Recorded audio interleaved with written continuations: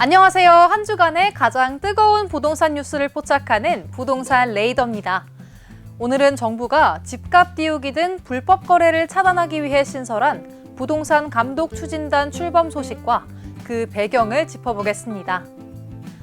정부가 10.15 부동산 대책 이후 시장 불안이 재점화되는 조짐을 보이자 감독 체계를 강화하기로 했습니다.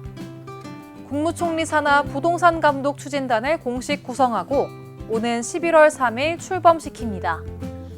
이번 추진단은 국무조정실을 중심으로 국토교통부, 금융위원회, 국세청, 경찰청 등 5개 부처가 참여하는 범정부 감독기구입니다.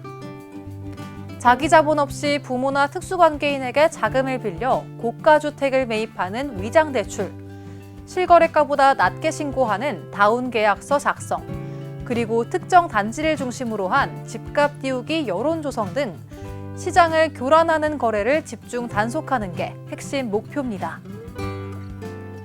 이번 추진단은 10.15 대책 이후 풍선 효과가 감지된 경기 동탄과 구리 등 인근 지역의 이상 거래도 직접 들여다볼 방침입니다. 비규제 지역으로 매수세가 몰리는 흐름을 조기에 차단하겠다는 겁니다. 금융위원회와 금융감독원은 지난 7월부터 사업자 대출을 주택 구입에 유용한 사례를 집중 점검 중입니다. 이금융권인 상호금융과 저축은행에 대한 현장 점검도 11월 중순까지 마무리될 예정입니다. 국세청은 시장 과열 지역을 중심으로 고가주택 거래와 탈세 의심 거래 전수조사에 착수했습니다. 30억 원 이상 초고가 주택은 물론 외국인과 미성년자 취득권에 대해서도 자금 출처를 전수 점검하고 있습니다. 특수관계자 간 저가 양도나 위장 증여 등 변칙 거래에 대해서는 이미 수억 원대 세금 추징 사례도 적발됐습니다. 국세청은 앞으로 고가 아파트 취득 거래에 대한 조사 건수를 대폭 확대하고 증여 거래까지 빠짐없이 검증하겠다는 계획입니다.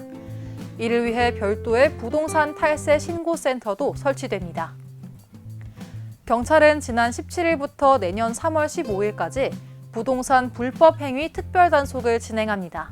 국토부가 수사 의뢰한 8건의 집값 띄우기 사건은 서울경찰청 부동산범죄수사팀이 병합 수사 중입니다. 경찰은 앞으로 지역별 치안 수요에 따라 시도 단위의 단속 대상도 별도로 지정해 운영할 계획입니다. 단속이 강화되면 단기적으로는 거래 위축이 더 커질 수도 있지만 시장 과열을 선제적으로 진화하기 위한 정책 안정화 단계로 볼 수 있습니다. 오늘 부동산 레이더에서는 정부가 신설한 부동산 감독 추진단 출범과 그 의미를 살펴봤습니다. 정책의 무게중심이 이제는 시장 관리와 불법 차단으로 이동한 만큼 향후 부동산 시장이 어떻게 반응할지 주목됩니다. 지금까지 부동산 레이더였습니다. 시청해주셔서 고맙습니다.